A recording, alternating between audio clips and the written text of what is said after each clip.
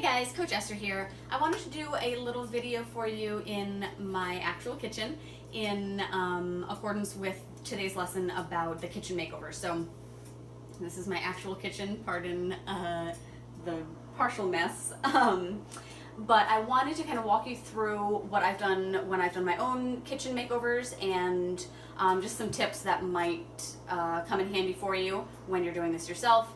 As the lesson mentions, if you've read it already, if you don't have time to do this today, I know it's a weekday, so don't feel like you have to do the actual kitchen cleanup today. If you want to save that for a weekend when you have some more time, that's totally fine, but just sort of get your ducks in a row today.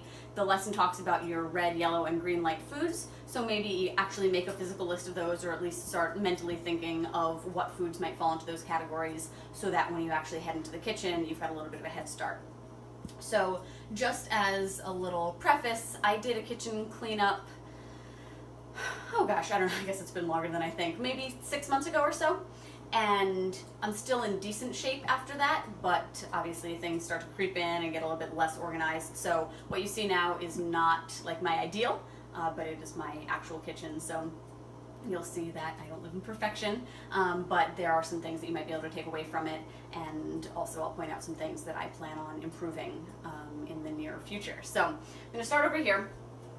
This is kind of the spill out area. I just recently joined Costco, so now I have all these green beans that I can't fit anywhere else, is why they're on the counter, and then miscellaneous other stuff that hasn't found a better home is just all on here, and then miscellaneous cooking oils and things like that. That generally the issue with these guys is that they're too big to be in the cabinets, so I just tell myself that if they're up against the wall, it's like as organized as it's gonna get.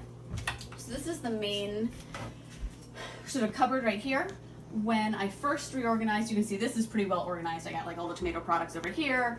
I realized that I was putting a lot of stuff in the far back, and being a relatively short person, I realized I had a lot of stuff in there that I couldn't actually see. So when I first redid it, I moved everything. I just had like one row, and it was just the front row, so that I could actually see everything I had. I was a lot more likely to use it when I knew it was there. Subsequently, I've gotten a little bit more packed, and now there's kind of stuff in the back. So that's something when I do my next actual makeover, I will work on remedying that as well.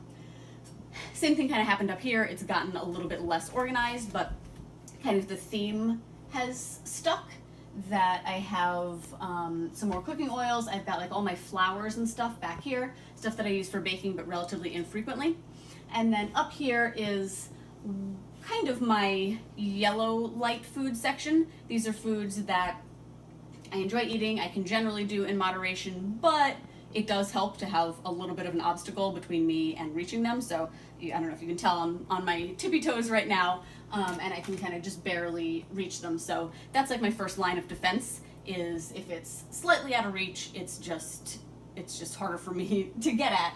Unlike like these clementines, this I can easily grab. If I'm gonna go for a snack, I'm more likely to grab that than anything up on that top shelf. For example, that bag of granola, if that were out on the counter, I would just be eating that nonstop, a handful every time I was in here, which is pretty often. So that's one thing you can do, is set yourself up for success based on how easy it is to reach certain foods. So that's why the lesson, and also I suggest that you have fruits and veggies and easy to grab foods be some healthier ones, some green light foods.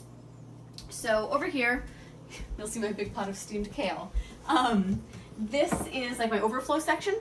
When I did my initial kitchen clean out, this was all stuff that I had that I realized had been sitting in the cupboards for quite a long time and never been used. And I have yet to use them, obviously, but haven't yet brought myself to either donate them or just get rid of them. So like one of the issues is I have, I don't know, 6 cans of this pink salmon that I'm sure I spent a lot of money on. It's wild caught. The problem is it has those little bones in it, and they really gross me out, and as a result, I will not use them. So something that you might learn as you go through your kitchen is that there are foods that you keep buying thinking that you'll use them, and you won't. If you find yourself in that position, you've got a couple of options. One, you can throw them away. 2, if they're canned goods like this, you can donate them to a local shelter or food bank. 3, you can give yourself a deadline. I'm going to use this stuff up by X date, and if I haven't, then I'm going to donate it. So that's something that I need to work on. Is I think we're going to be eating a lot of salmon cakes in the near future because I don't need all the salmon. And lesson learned, either stop buying it or start using it. So that's my overflow. And then the third cabinet I want to show you is my hardest to reach on purpose. It's basically what I consider my fiance's exclusive cabinet because he's a lot bigger than I am, he eats a lot more than I do, and what might be a red light food for me are not necessarily red light foods for him.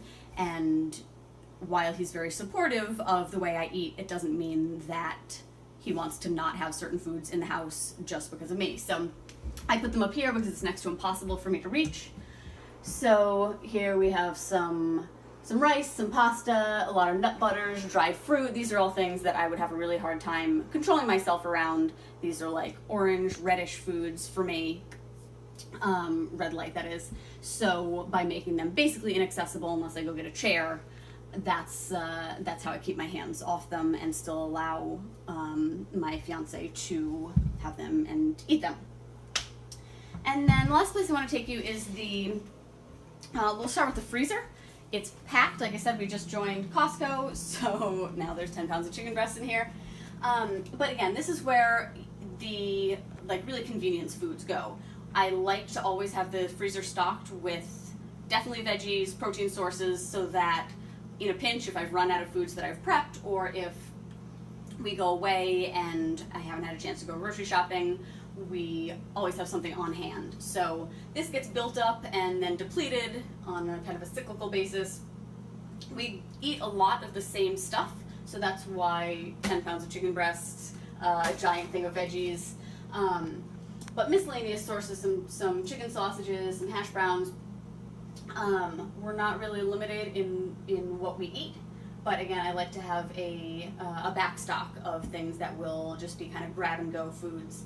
These, we've got a big bag of shrimp, and similar to the salmon that I kept buying, I keep buying the seafood, and originally I was buying it uncooked, and I realized that having to cook it was like a major hurdle for me. It just meant that I wasn't eating it.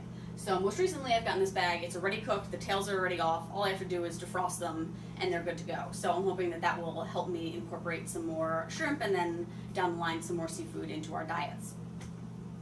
The last place is the fridge. So it's looking a little packed right now, mostly with Tupperware. That's for all the food that we've prepped already for the week. But the main thing I want to discuss in here is the door. So the door is where all of the miscellaneous sauces and marinades and who knows what end up. And when I did the last kitchen clean out, that was one of the biggest eye-openers to me, is I basically throw away everything on the drawer.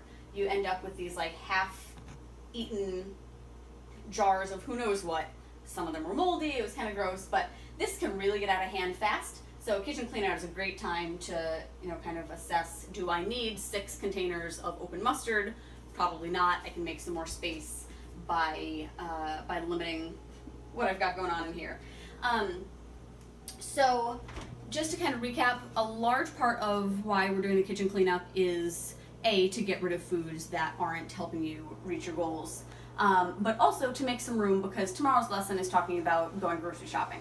So we want to make some space so that we can then refill it with maybe some healthier foods, or try to up the number of green light foods that you keep in the kitchen, so that when you go reaching for a snack or trying to prepare a meal, what you have most easily accessible and what you have the most of are those healthy foods that make you feel good, that you're able to eat in moderation, and that are helping you reach your goals. So keep that in mind as you're going through. And like the lesson says, it's totally up to you how in-depth you want to get with this today, or this time. If you want to start off kind of small, if you're new to this, and maybe you say, okay, I'm just going to tackle the refrigerator or the refrigerator door, or there's one particular cabinet that I want to work on first, or I know that I have some red light foods that I should really get rid of. Start somewhere that you think is going to make a big impact, and then tomorrow we'll get into how to grocery shop and restock your kitchen with those foods I was talking about before, and you know, kind of where to go from there. So I hope you found this helpful. As always, reach out to me if you need any help or have any questions, comments, concerns, that sort of thing. I'm always here to help, and I'll talk to you soon.